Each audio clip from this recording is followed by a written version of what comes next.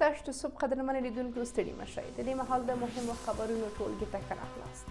اوس هر کې د مهمو خبرونو سرټکي.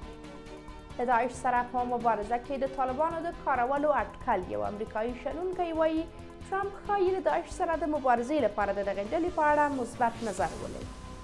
په خوست کې د سړې هوا له وجې غمیزه ګازنیونې د یوې کورنۍ 15 غړي مړه کړل.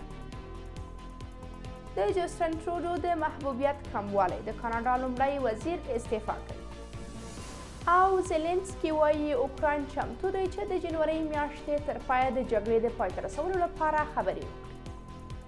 په افغانستان او اسیا په چارو کې لوړپوړی امریکایي شنونکی مایکل کوګلمن وایي چې د طالبانو په اړه د امریکا منتخب ولسمشر ټرمپ چلند ښایي د نوموړي د کابینې له نورو غړو سره په ټکر کې.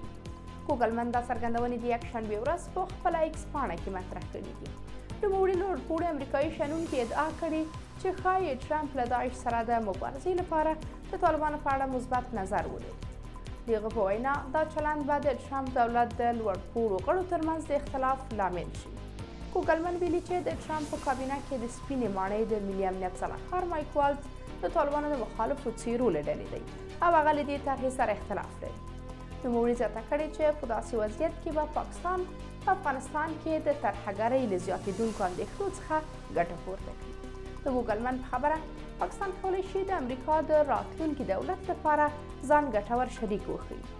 دا څرګندونې په داسې حال کې کیږي چې د امریکا په نیویورلاین ښار کې تېره چهارشنبه د یو داعشي بریدګر په برید کې 15 کسانو ژوند بایلود او 10 نور ټپیان شول. د خوست ځایي سرچینې وایي چې په دغه ولایت کې د ګازنیونې له امله د یوې کورنۍ 15 غړي مړه شوي.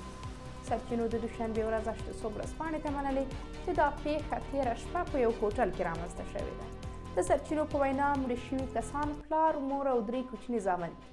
سرچینو ویلي چې د دې پیښې قربانیان د پکتیکا ولایت د سروزې ولسوالۍ اوسېدونکي دي. سرچینو زیاته کړې چې د دې کورنۍ غړي د خپلې مور د درملنې لپاره له پکتیکا څخه خوست ته راغلي دي. ورته مهال په خوست کې طالب ځایي مسؤلانو دا پیښه منلې ده. د دې مخکې هم د هېواد په یو شمېر ولایتونو کې د دا ډول پیښې د هېوادوالو د مړینې لامل شوي.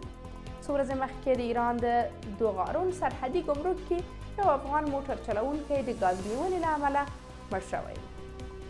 نړیوالو رسنیو خبر ورکړی چې د کاناډا لومړی وزیر جسټین ټروډو به ډېر ژر استعفا وکړي. ټویټر او ځینو کاناډایي رسنیو د سرچینو په حواله راپور ورکړی چې تمه کېږي ټروډو د دوشنبې ورځ خپل استعفا اعلان کړي. ځینو رسنیو دغه راز لیکلي چې د کاناډا د لومړي وزیر د استعفا کره وخت څرګند نه دی، خو نوموړی به د چهارشنبې په ورځ د کوکستر ملي غونډې مخکې له خپلې دندې استعفا وکړي. د کاناډا د لومړي وزیر دفتر تر اوسه په دې اړه څه نه دي ویلي.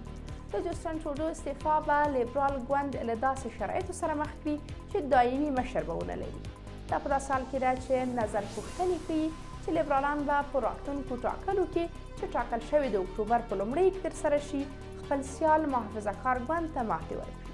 یادونه ده چې په دې وروستیو ورځو کې د جسټین ټروډو محبوبیت په بېساري ډول کم شوی. د اوکراین ولسمشر زلنسکي وایي هېواد یې چمتو دی چې د جنوري میاشتې تر پایه په کیف کې د جګړې د پای ته رسولو لپاره له امریکایي او اروپایي هېوادونو سره خبرې وکړي. زلنسکي د دوشنبې ورځ له امریکایي خبریال لیکس فریډمن سره په مرکه کې زیاته کړې چې دی غواړي د دې میاشتې تر پایه په اوکراین کې د جګړې د پای ته رسولو لپاره یوې هوکړې ته ورسیږي. د اوکراین ولسمشر څرګنده کړې چې له هر ډول هوکړې مخکې باید امریکا له ټاکل شوي ولسمشر ټرمپ او اروپایي هېوادونو سره خبرې وکړي. زلنسکي ټینګار کړی چې له روسیې سره د مذاکراتو د پیلولو لپاره د اروپایي هېوادونو رایې هم مهمې دي. یادونه ده چې ډونالډ ټرمپ تر دې وړاندې ویلي و چې د خپل نوي حکومت په لومړیو ګامونو کې به په اوکراین کې جګړه ودري، خو د دې کار د څرنګوالي په اړه یې کوم پلان نه دی وړاندې کړی.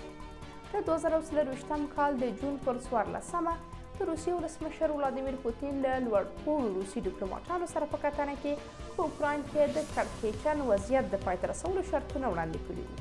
له دونباس او نوروسیا د اوکرایني ځواکونو وتل، د ناټو سره د کیف د یو ځای کېدو ردېدل او پر روسیې د ټولو بندیزونو لغوه کول د دغو مذاکراتو واردمخه شرطونه. دا په داسې حال کې ده چې د ډونالډ ټرمپ د لوړې د مراسمو په پوره نږدې کېدو سره په اوکراین کې د جګړې د پای ته رسېدو په تړاو ګومانونه زیات شوي. قدرمنو لیدونکو، دا زموږ د دې مهال مهم خبرونه. تر بیا مو د خدای په امان.